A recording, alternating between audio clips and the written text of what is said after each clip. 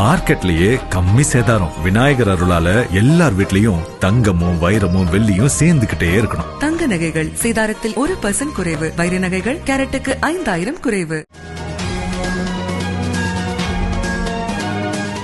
சென்னை அண்ணா அறிவாலயத்தில் திமுக தலைவரும் முதலமைச்சருமான மு.க.ஸ்டாலினை விடுதலை சிறுத்தைகள் கட்சி தலைவர் திருமாவளவன் சந்தித்தார். பூரண மதுவிலக்கை வலியுறுத்தி விடுதலை சிறுத்தைகள் கட்சி நடத்தும் மாநாட்டிற்கு முதலமைச்சருக்கு அழைப்பு விடுத்துள்ளதாக திருமாவளவன் தெரிவித்துள்ளார். முதலமைச்சர் மு.க.ஸ்டாலினின் சந்திப்புக்கு பிறகு விடுதலை சிறுத்தைகள் கட்சி தலைவர் திருமாவளவன் நிபுணர்களை சந்தித்து பேசினார். அப்போது அவர் விடுதலை சிறுத்தைகள் கட்சிக்கும் திமுகவிற்கும் எந்த விரிசலும் இல்லை, எந்த நெருடலும் இல்லை. தேர்தலுக்கு இன்னும் 15 மாதம் இருக்கிறது. இந்த நிலையில் எங்கள் மாநாட்டில் திமுக பங்கேற்பதாக கூறியிருக்கிறார்கள் என்றார். குஜராத்தின் அகமதாபாத்தில் இருந்து கட்ச் மாவட்டத்தில் உள்ள புஜ் என்ற இடத்திற்கு வந்தே மெட்ரோ ரயில் இயக்க ரயில்வே நிர்வாகம் முடிவு செய்தது. அதற்கான அனைத்து பணிகளும் முடிவடைந்த நிலையில் அகமதாபாத் மெட்ரோ ரயில் 2ஆம் கட்ட திட்டத்தை பிரதமர் மோடி இன்று பிற்பகல் தொடங்கி வைத்தார். பிரதமர் மோடி குஜராத் மாநிலம் காந்தி நகரில் 4வது உலகளாவிய புதுப்பிக்கத்தக்க எரிசக்தி முதலீட்டாளர்கள் சந்திப்பு மற்றும் கண்காட்சி ரீஇன்வெஸ்ட் 2024 தொடங்கி வைத்தார்.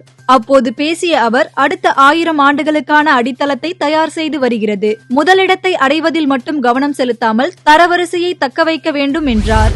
தற்போதைய அரசியல் சூழலில் சிக்கி தவிக்கும் அரவிந்த் கெஜ்ரிவால் குறித்து அண்ணா ஹசாரே கருத்து ஒன்றை தெரிவித்துள்ளார். அதில் அவர், அரசியலில் நுழைய வேண்டாம் என்று ஆரம்பத்திலிருந்தே கெஜ்ரிவாலை நான் எவ்வளவோ தடவை எச்சரித்தேன். ஆனால் அவர் நான் சொல்வதை கேட்கவில்லை. இப்பொழுது அவருக்கு என்ன நடந்துள்ளதோ அது தவிர்க்க முடியாதது என்றார். ஆப்கானிஸ்தானில் போலியோ தடுப்பூசி பிரச்சாரத்தை தலிபான்கள் நிறுத்தி வைத்துள்ளதாக ஐக்கிய நாடுகள் சபை தெரிவித்துள்ளது.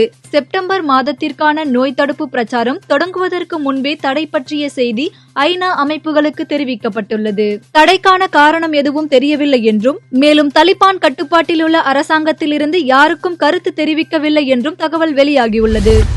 நியூசிலாந்து அணி இலங்கையில் சுற்றுப்பயணம் செய்து 2 டெஸ்ட் போட்டிகளில் விளையாட உள்ளது. இந்த தொடரின் முதல் டெஸ்ட் போட்டி வருகிற 18ஆம் தேதி தொடங்குகிறது. இந்நிலையில் இந்த டெஸ்ட் தொடருக்கான 16 பேர் கொண்ட இலங்கை அணி அறிவிக்கப்பட்டுள்ளது. தனஞ்சயா டி சில்வா தலைமையில் இந்த அணி களமிறங்குகிறது.